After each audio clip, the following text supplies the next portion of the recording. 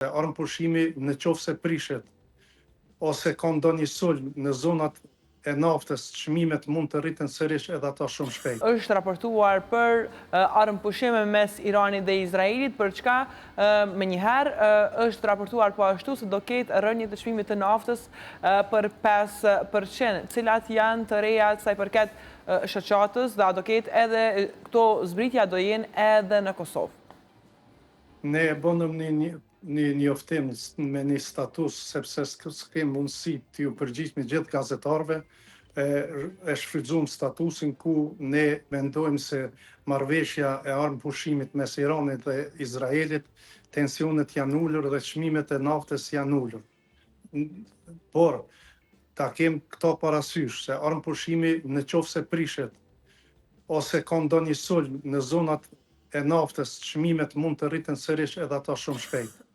Çmimet në territorin e Republikës Kosovës sot sillen 1.24 deri në 1.32 cent, ndërsa benzina 1.23 deri në 1.31 cent.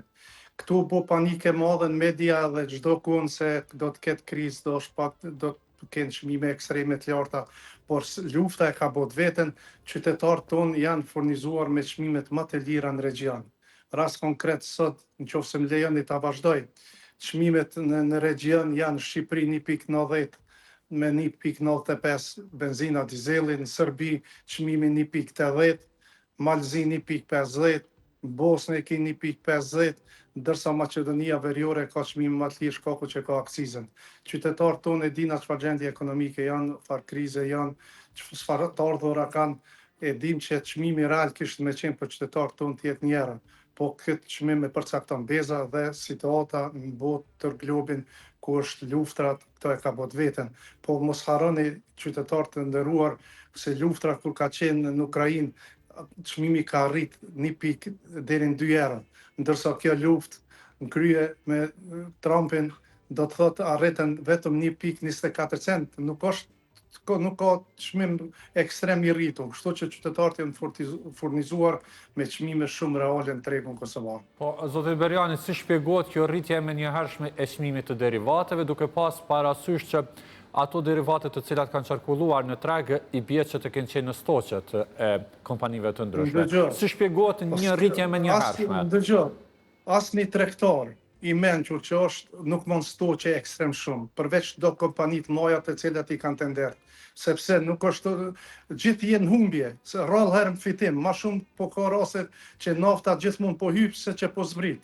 Edhe kjo është shumë normale që duhet biznesit fiton diçka, jo të mendohet gjithmonë të shkelet një biznes, kur sot në tregun kosovar, maksimum çmimin e ki 1.32 cent. Do me thonë, çmimi është shumë real, edhe ai biznes ka taksa me pagu, ka punëtor me pagu, ka shumë obligime tjera me pagu, edhe ai do të fiton diçka, se nëse mendohet këtë mënyrë, jo la hypi shpejt e zbritit, çmimi për me zbrit, sot ka shpjegoj që të rast, ju lutem. Çmimi sot për me hyp, normal që hyp ma shpejt, shumë se vjen deri te rast konkret.